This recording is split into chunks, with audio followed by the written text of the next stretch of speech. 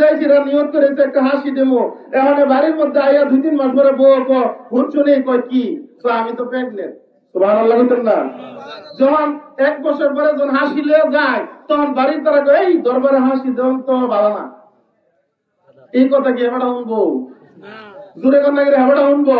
হেবাটা দেখছে 20 বছর আমি ডাক্তারের কাছে ঘুরে লাখ লাখ কে দিছি ভাও, কিন্তু কেল্লাশের দরবারে যে চাইছি আল্লাহ দিয়া লাগছে। সুবহানাল্লাহ বলতেন না? নায়েব আলী শাহর দরবারে মানুষের চাইলেই দিয়া লাগে, ঠিক কিনা গো? যার কারণে এই যে আজকে বাৎসরিক মাহফিল করছে, তাদের বাপদাদার টাকা, জোরে কন, তাদের বাপদাদার টাকা না হেড বেচা করছো? জোরে কন, হেড বেচা করছে? দিছে কারা? ভক্তবিন্দুরা দিছে।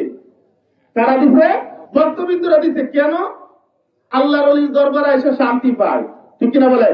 আল্লাহর ওলির দরবারে এসে ভালো লাগে, আল্লাহর ওলির দরবারে আইসা তারা উপকার পায়, যেটা চায় আল্লাহর ওলিদের উসিলা আল্লাহ দেয়।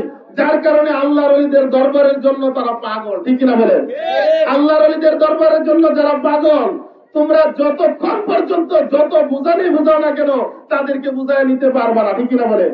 কারণ যারা গাদা পিঠের মধ্যে চিনি নিয়ে রাখছে, কিন্তু মনে করেন বাপিরা থেকে শিবপুর বাজারের মধ্যে চিনির বস্তা লয়ে যেতেছে, কিন্তু গাদা জানে না তার পিঠের মধ্যে জানে চিনি, ঠিক কিনা বলেন? যদি জানতো তাইলে এটা চিরা খাই নিত।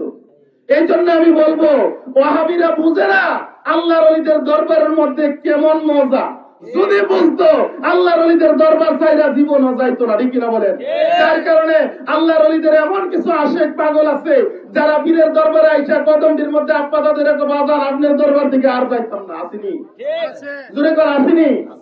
এই জন্য বলবো, যারা যাই বলুক না কেন, আল্লাহর ওলিদের দরবারে আসা বন্ধ করবেন না। আল্লাহ পাক রব্বুল আলামিন আমাদের সকলকে কবুল করুক। সকলে বলে আমিন। সকলে জোরে সোরে বলে আমিন। আসেন সকলে